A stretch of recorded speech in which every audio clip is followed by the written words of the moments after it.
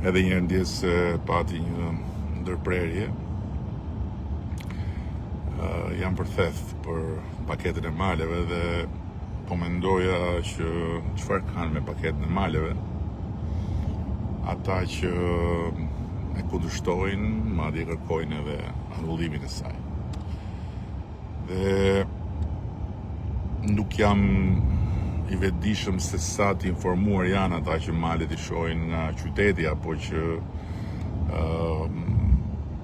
këto ligjet, vendimet i kanë me dëgjuar për faktin që në një pjesë të territorit tonë, në disa zona të Shqipërisë, ka një problem me faktin që njerëzit nuk e kanë njohur ligjin e ndarjes tokës në fillim vitit 90, ligjin 7501, i cili nuk është pranuar për arsye se në vend se të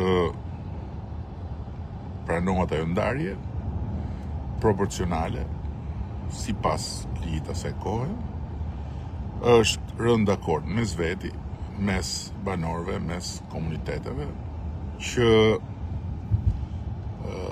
ndarja e tokës të bëhet në bazë të trashëgimisë dhe aty ku kanë qenë kufit e vjetër. Dhe në një pjesë të konsiderueshme të këtyre territorëve ka dakordsi, nuk ka konflikt. Pra, trashëgimtarët e kanë tokën. Por ka një problem. Duke mos e pas pranuar 7501, nuk e regjistrojnë dot tokën. Duke mos e regjistruar dot tokën, mund të ushtrojnë aktivitete në atë tokë, por nuk mund të kenë asnjë lloj të drejte nga të drejtat që jepen me ligj për ta zhvilluar tokën. Nuk kanë akses në financim, sepse nuk mund të marrin dot një kredi në bank, nuk mund të marrin dot një mbështetje nga institucionet publike me grante, me subvencione, sepse nuk janë pronar me një titull pronësie. Pra, në letra nuk ekzistojnë. Në realitet janë atje. Dhe kështu nuk zhvillojnë dot një ekonomi të vogël bujqësore, elektorale, nuk bëjnë dot asgjë përveçse me të ardhurat e tyre. Dhe edhe atë në një situatë ilegaliteti, sepse nuk marrin dot leje ndërtimi.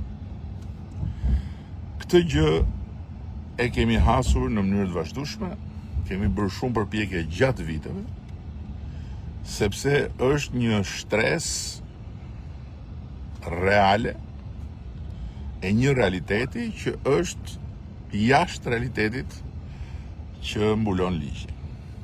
Dhe jemi përpjekur të adresojmë me një ndërhyrje tjetër në të ashtu quajturin ligj të ri 2020, por edhe aty nuk ja kemi dalë që gjëja të shkojë në mënyrë të thjeshtë, të shpejtë, sepse ka shumë mekanizma që na kanë penguar ta bëjmë të gjë. Atëherë, këtu lind paketa e maleve. Janë pafund ata të cilët e kanë tani më të qartë që malet, që territoret e zonave rurale që janë larg qendrave të zhvillimit, janë një potencial jashtëzakonshëm për ekonominë familjare, qoftë dhe duke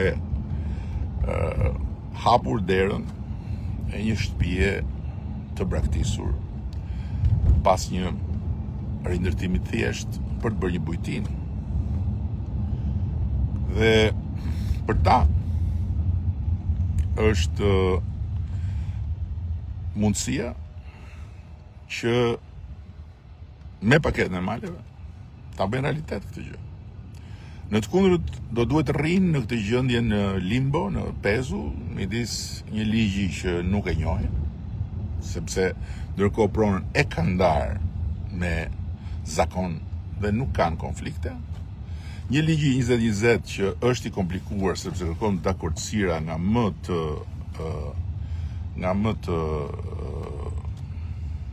ndërlikuarat të shumë njerëzve, dhe ata shumë njerëz është shumë e vështirë edhe të gjenden dhe të bëhen bashkë, sepse nuk janë aty të gjithë, disa janë aty, disa janë në Europë, disa janë në Amerikë.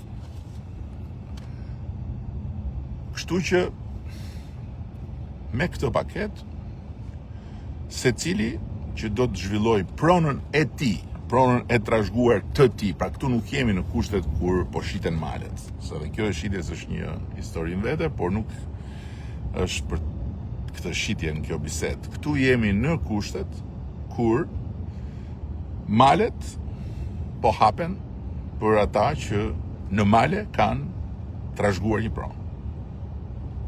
Okay? Këtu jemi në kushtet kur njerëz të cilët kanë një pemtore, të cilën e mirëmbajnë prej vitesh dhe për të cilën kanë pamundësi që të kenë letrat pikërisht për arsyet që thash, mund të pajisen me një leje për të bërë një agropërpunim. Këtu jemi në kushtet kur mira emigrantë kanë shprehur interes, sepse duan të investojnë, sepse kanë kuptuar që turizmi në Shqipëri është një histori ekonomike shumë domethënëse, që do të shkojë duke bërë gjithmonë më domethënëse për ata që do të investojnë si duhet dhe që do të investojnë në eksperiencë, në përvojë, në eksperiencën dhe në përvojën e Shqipërisë, që është më thellë se sa qyteti, se sa Bregdeti e kështu me radhë. Dhe paketa e maleve është një politik për njerëzit. Është një politik për të drejtën e pronës. Është një politik për të drejtën e zhvillimit të pronës. Është një politik që i shkon për shtatë.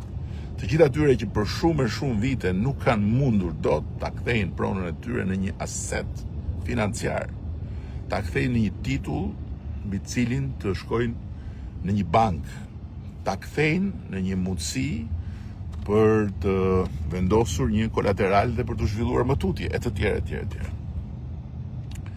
Tani, çfarë do me thënë të anullohet paketa e maleve? Do me thënë, shkurt dhe thjesht, që të gjithë këta njerëz, dhe gjithë kjo kategori njerëzish të mbeten në limbo, të mbeten pezu. Pse? Sepse disave, që thash malet i shojnë nga qyteti, se unë nuk kam parë në një komunitet nga këta që preken për shkak se nuk e kanë këtë paket, që çohet dhe thot kjo paketa po vjen, po na merr tokat, po na merr pronat, po na zhvesh nga dheu, etj. Nuk janë ata që thonë këtë, ata mezi e presin. Dhe kjo është rezultati shumë bisedave, i shumë përpjekjeve. Nuk është diçka që lindi sa hapen mbyll syt. Ndërkohë që shitet në tregun e fjalëve si një tjetër akt tradhtie. Akt tradhtie nga unë. Unë tradhtar. Një temë tjetër kjo. Kështu që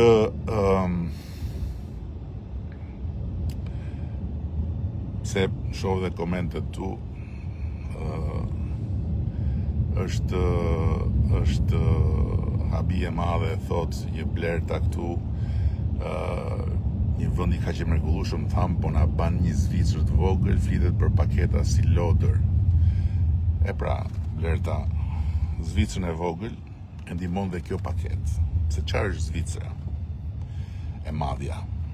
Zvicra e Madhe është një vend ku përveç shumë gjërave të tjera, në këtë aspekt për cilin ti referohesh, pra tek malet, ka turizëm. Dhe nuk ka turizëm thjesht të njerëzve që marrin një shkop në dorë dhe vetëm ecin, po ka turizëm elitar, të njerëzve që shkojnë atje dhe konsumojnë shumë para. Dhe prandaj fshatrat e Zvicrës janë aq të pasur, edhe për këtë arsye. Dhe si bahet kjo Zvicra e vogël, sipas teje, Blerta?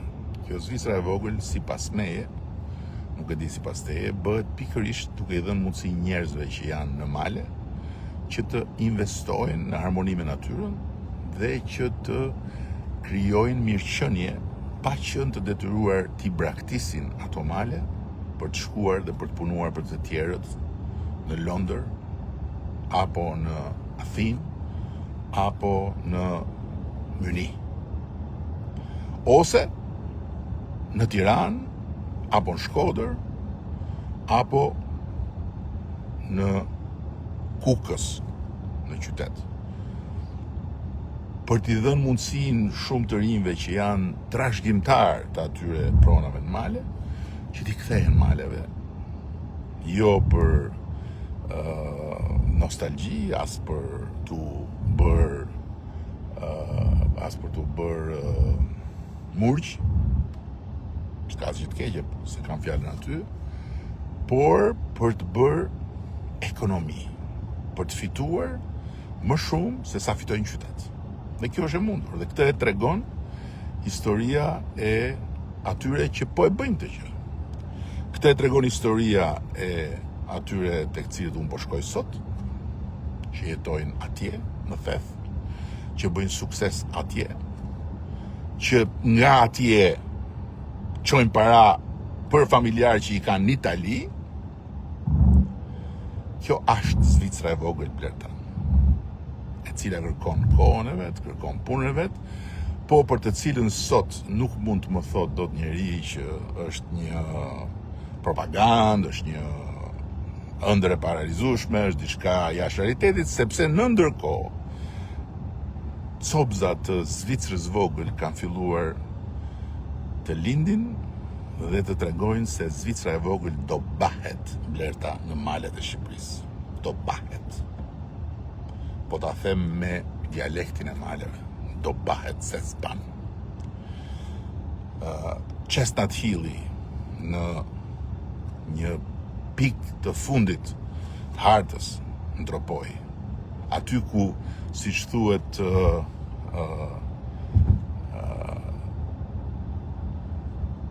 ja urdhë, emigrantët janë shtetas me drejta të njëjta, nuk e kuptoj arsyetimin e kësaj pakete. Por çfarë nuk kupton ti? Kjo është një paketë për emigrantët. Si nuk e kupton ti?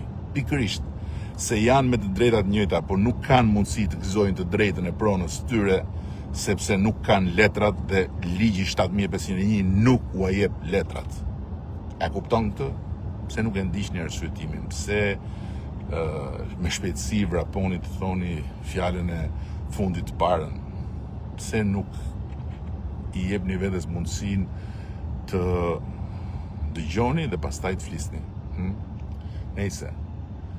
Pra, duke u kthyer tek ajo që thash, Chestnut Hilli është në një zonë ku, siç thot ajo fjala, jo ha pula gur, po ha guri pulën. Dhe kujt do t'i shkon ndërmend se mund të shkojë atje dhe të bëj biznes dhe të bëj sukses. E pra atje ka biznes, atje ka sukses. Pse? Pikërisht kështu si po them. Dhe në ndërkohë, kam edhe një mesazh tjetër për ata që më ndjekin dhe nuk janë këtu thjesht për të futur që të bëjnë sharrin e radhës. S'ka problem, sepse ato sharjet mua më bëhen vetëm shëndet dhe forcë. Por janë problemi atyre që i bëjnë, sepse si hyn këtu ashtu dhe dalin, hynë të pa informuar, dalin të pa informuar dhe vazhdojnë të keq informuar. Zgjedhja është edhe kjo. Por tjetra që do doja të përcjellja është pikërisht super programi kombëtar i quajtur Dyfisho ndërmarrjen sipërmarrjen tënde. Dyfisho sipërmarrjen tënde është një super program i cili i vjen në ndihmë të gjithë atyre që kanë një ndërmarrje të vogël ose të mesme, jo të madhe, të vogël ose të mesme. Një ndërmarrje të vogël ose të mesme që duan të arrisin, që kanë ide, që kanë një plan, por nuk kanë financim. Të gjithë ata e kanë derën e hapur me këtë super program sepse do t'i financoj me kredit të butë dhe mbështetje me garanci qeveria shqiptare. Deri në 2 milion euro. 70% kolateralit të garantuar. 10% periudhë lehtësuese. Pra, në bankat e nivelit 2 mund të adresoheni për të parë mundësinë e dyfishimit të ndërmarrjes suaj, të sipërmarrjes suaj. Ndërkohë që në faqen e Ministrisë së Ekonomisë dhe Inovacionit, në website, ka edhe një adresë ku mund të drejtoheni për të marrë më shumë shpjegime. Dhe vetëm gënjen dhe mashtron popullin, thot ky gazmor, tamam gazmor shkëmbi, edhe gazmor edhe shkëmb. Pra edhe koka shkëmb, edhe ha ha ha e hi hi hi. Jo i dashur jon, unë as nuk mashtroj, as nuk gënjej. Unë punoj për ty, punoj për familjen tënde, punoj për të gjitha familjet shqiptare, sepse këtë detyrë më ka dhënë shumica e shqiptarëve. Dhe për mua flet puna, për mua flasin faktet, për mua nuk flasin fjalët e panumërta dhe për më tepër nuk flasin sharjet. Sharjet e urrejtësve besnik për mua janë prova që jam duke bërë diçka që ja vlen. Kështu që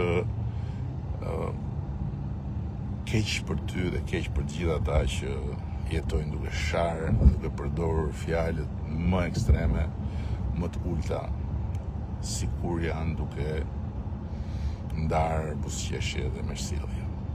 Gjuna, shumë gjuna. Ajo që unë di të them është që paketa e maleve është gjëja që i ka munguar njerëzve që kanë të drejtë të gëzojnë pronën e tyre dhe ta kthejnë atë në një burim mirëqenie. Kjo është paketa e maleve. Dhe këto janë argumentat dhe faktet. Zhurma, llafet dhe akuzat, shpifjet, sharjet vetëm mjegullojnë sytë atyre që merren me to apo zhyten në to. Paketa e maleve do të jetë një histori e madhe suksesi e Shqipërisë dhe shqiptarëve për të ba Zvicrën e vogël të blertës. E po ja them përsëri me dialektin e maleve. Okej. Kështu që po shkoj për theth. Aty ku realiteti i hedh poshtë të gjitha aguridhet dhe brotshkullat që thuhen për mënyrën se si mund të zhvillohet ekonomia e maleve. Aty ku realiteti tregon se njerëzit që punojnë dhe fitojnë në rastin më të mirë në raport me gjithë këto muhabete kanale sociale mund të bëhen viktima të sulmeve, siç u bën, të sulmeve më agresive dhe më të ulta mbi djersën e tyre, mbi sakrificat e tyre, mbi gjakun e tyre, mbi ato yjet e përshtypjeve të njerëzve që shkojnë dhe do vazhdojnë të shkojnë, të trokasin në dyert e atyre ekonomive, të atyre realiteteve, të atyre agroturizmave, të atyre bujtinave. Ato yje ndajnë Shqipërinë e dembelhaneve që duan vetëm lek dhe flasin vetëm për lek dhe nuk lënë gjë pa thënë për të gjithë të tjerët që lekun e fitojnë me punë dhe që e kanë në majtë gojës fjalët më të ulta dhe që shpitin e shajnë për këto. Ato yje janë Shqipëria reale e punës. Ato yje janë Shqipëria që do mbahet Zvicra e vogël atje në përmala. Dhe ato yje u sulmuan, u shuan për pak ditë, por u kthyen përsëri dhe shkëlqejnë si shkëlqejnë pikat e djersës të gjithë atyre njerëzve që merren me sipërmarrjen në Shqipëri. Të gjithë atyre njerëzve që krijojnë punë, të gjithë atyre njerëzve që japin punë, të gjithë atyre njerëzve që fitojnë me punë dhe që u bën target. U bën target si shëmbëltyra të një sistemi që disa sorra, disa korba duan ta kthejnë përmbys, por nuk kthehet përmbys më ky sistem. Ky është sistemi i garës, ky është sistemi i punës, ky është sistemi i meritës. Natyrisht këtu do ndalem sepse pastaj për çfarë un kam reflektuar personalisht nga gjithë ajo që kemi parë, nga pasqyra e bulevardit të Flamingove, është temë tjetër dhe do ta ndaj me të gjithë në ditët në vijim. Por ai bulevard është shumë qartësisht i ndarë, për mua të paktën, sepse është i ndarë për historinë. Historia e Flamingove është historia e Shqipërisë së re. Ndërsa historia e sorrave dhe e korbeve që e kanë marrë peng përfundimisht dhe e kanë kthyer në një shëmbëltyr simetrike me jashtënxjerrjen e asaj opozitës që tani stihet më ku është, nuk ka asnjë lidhje me historinë e të ardhmës së Shqipërisë. Është vetëm e shkuara që vjen në forma shumë të rrezikshme dhe shumë të shqetësuese po të shohim historinë. Ekstremet e majta dhe djathta që vinë për të sjellë më të keqen për një vend, përmes sharlatanësh, përmes delirantësh, përmes ignorantësh dhe përmes dështak zëmrakësh të pangushtueshëm. Janë dy histori të ndara. Paketa e maleve është historia e të ardhmes. Investimet e mëdha janë historia e të ardhmes. Shqipëria që duhet ta çojë prodhimin e përgjithshëm kombëtar nga 27 miliardë, dhe kemi pasur më pak se 10 miliardë kur kemi nisur këtë detyrë. Në 35 miliardë brenda këtij 10 vjeçari, deri në 2030, është historia e të ardhmes. Këta që bërtasin për një Shqipëri që u dashkatjet vetëm me shqiptarëve, për një Shqipëri ku nuk duhet të ketë huaj, janë më e keqja që mund të ndodhi këtij vendi. Kaq keq Shqipërisë nuk ja kanë bërë as ata të tjerët që u tretën nga bulevardi dhe janë mbyllur atje në kuvlite kuvendit dhe vazhdojnë ulërasin sepse janë të mbaruar. Gjithsesi, do t'ju informoj në vijim për shumë çka, por edhe një herë shumë respekt për flamingot që më kanë mësuar shumë edhe më kanë bërë të mendoj thellë. Dhe vetëm refuzim dhe madje përveç refuzimit edhe neveri për ata që janë sorrat dhe korbat e mbledhur të këtij vendi, dhe që ulërin, që shajnë, që këndojnë vulgaritete në kor, dhe ju duket se po ndryshojnë botën. Asgjë nuk ndryshojnë ata. Dhe asnjë shans nuk do kenë këtu në Shqipëri. Dakord? Ja dhe Raimonda Kamberi. Raimonda Kamberi, mashtruesi e thot. Po pse më Raimonda? Për çfarë? Për çfarë? Për Shqipërinë që sot nuk ka të krahasuar me Shqipërinë që ishte kur unë mora detyrën, për atë jam mashtrues. Ja dhe një tjetër që nga dhe adashim ky, Edi Uka. Edi Uka. Nëse ju përshëndes gjithë se edhe ju shqiptar jeni. Keni humbur rrugën, por ne nuk ndryshojmë rrugë për rrugën tuaj të humbur, po do bëjmë çmos t'ju marrim gjithë në rrugën tonë.